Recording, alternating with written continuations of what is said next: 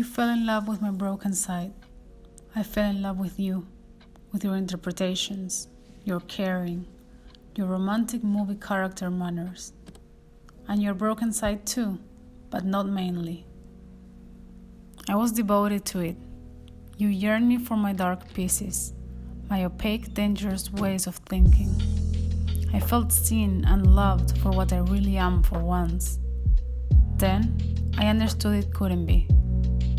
Because I could not only allow, but embrace my lower vulnerable points. I felt free to expose them to you, to let them live. But with their lives came my death. I have to drug my spirit, and my negative energy started to implode. My depressive inspiration feels empowered, in charge. My impossibility to breathe, joy, numbness, and excessive feelings are writing the script now. I need you to love my light too, but you don't. You support it, you are a good person, but it doesn't fire up the same in you like protecting me does. My intent to stand tall, to even fake some self-love, come out as selfish, egocentric, and frivolous to your eyes. Still does, and I still dream about going back and letting my broken side to live its forever romance. It would be tragic, beautifully tragic, epically tragic, Shakespearingly tragic, but tragic. I chose my sanity, my life, literally, for the first time.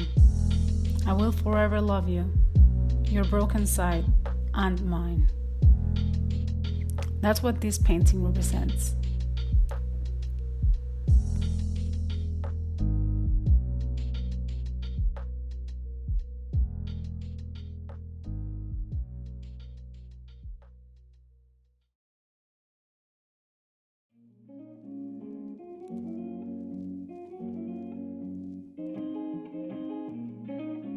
Hey guys, how are you? I hope you're staying safe and you're okay in these extremely crazy times we're living. For a living, I want to finish this project of these 3 paintings, this being the second one, and the third one I'm going to start working on probably tonight.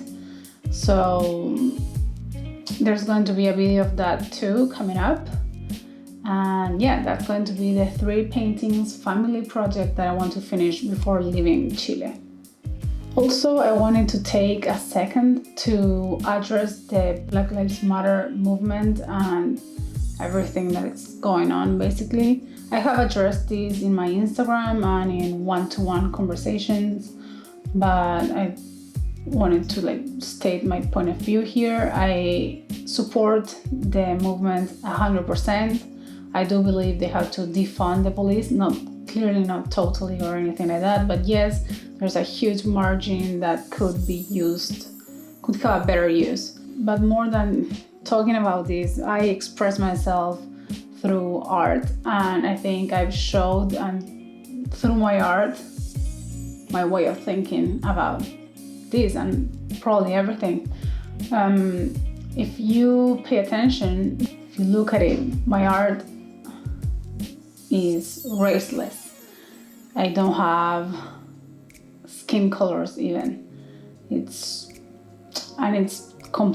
was a choice of mine. Even when I had to do for school a self-portrait, I did my skin purple. And every time I do humans, I do them or faceless, colorless, or purple.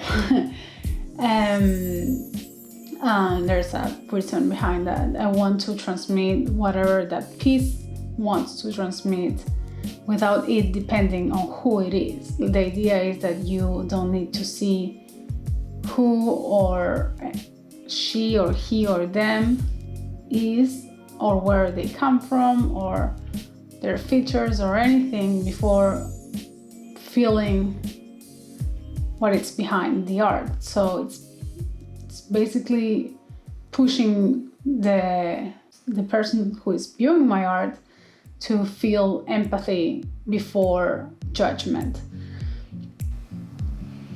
So basically you connect with whatever is going on in the world of the painting or drawing without needing to know the person, just what is inside of them.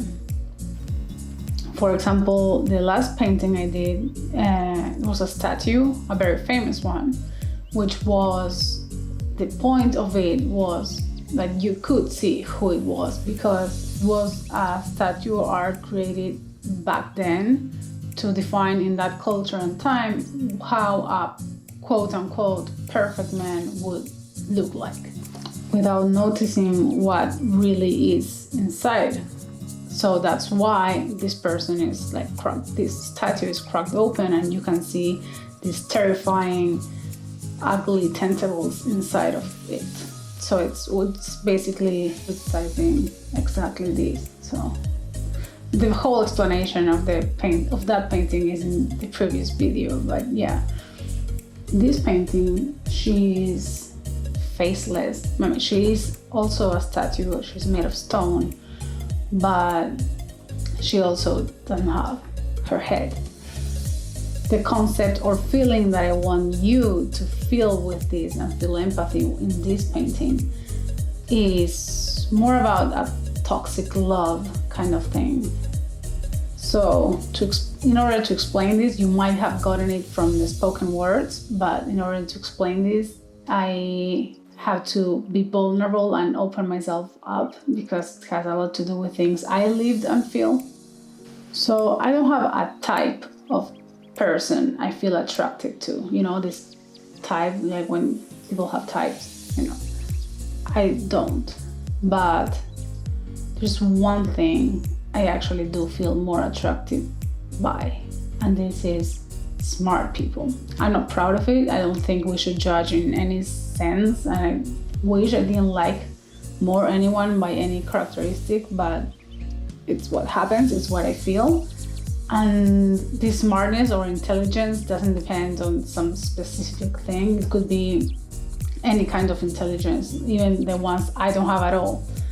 Maybe, I don't know, social intelligence or creativity or math, or someone that is deeply interested in something and it's very knowledgeable about that. All those things come out to me like very attractive. And smartness is dangerous, very, because a smart person has the capacity to manipulate. They might don't want to, they might not have the will or the intention, hopefully actually, but they have the capacity to do so. And to be influenced by this manipulation, you don't have to be stupid at all. It doesn't depend on that at all. You can be in love, you can have some kind of trauma or some vulnerability, or I don't know, a smart person knows how to spot. We all have cracks, we're all like flawed in a way, in our beautiful ways, and in these cracks is where this thing can get inside you. So that's why in the painting you see she has cracks and holes all over, and that's the way they get into you, and that's why this monster and darkness got into her, and it's coming out of her neck as tentacles. So maybe to explain it better, I'll tell you my story. I fell in love with someone that was in love with my broken side, which is the painting's name.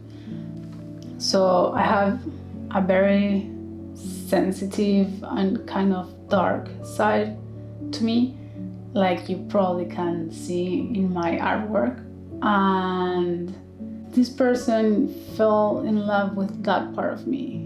I think it's, on one hand, I think it's beautiful. And also I think it gave him like the role to be protective over that, because it's vulnerable, so it's like fragile. And that's the thing, when someone like falls in love with your fragility. And also it's like he could feel needed, I guess, which makes him feel safe of not losing me.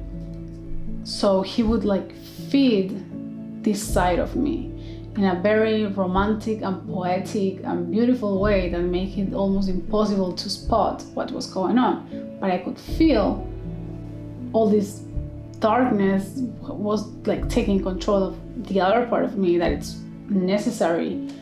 So whenever I would put my confident and positive outfit, that at that point it almost felt like a costume more than an outfit of mine, this person would like criticize it as being selfish or being maybe frivolous or even maybe too light or stupid. And you know, being light, it's not being stupid. Being confident, it's not being egocentric or selfish. It's, you have to love yourself. It's, I don't know. So it's not easy to break free from that. Actually, life helped me with external situations that got me out of that, and I still go to sleep thinking, before falling asleep, thinking what would it have been. And I don't know, you don't get rid of your emotions, but you have to do what is healthier for you. This is harder to see than other kind of toxic relationships where there's like violence or some, I don't know, not cheating or being not honest, depending what kind of relationship you have. And that's easier. I mean, it's hard, it's horrible, but it's the manipulation and smart psychological part of it. It can be both also. I have been in both. So that's the meaning behind the painting.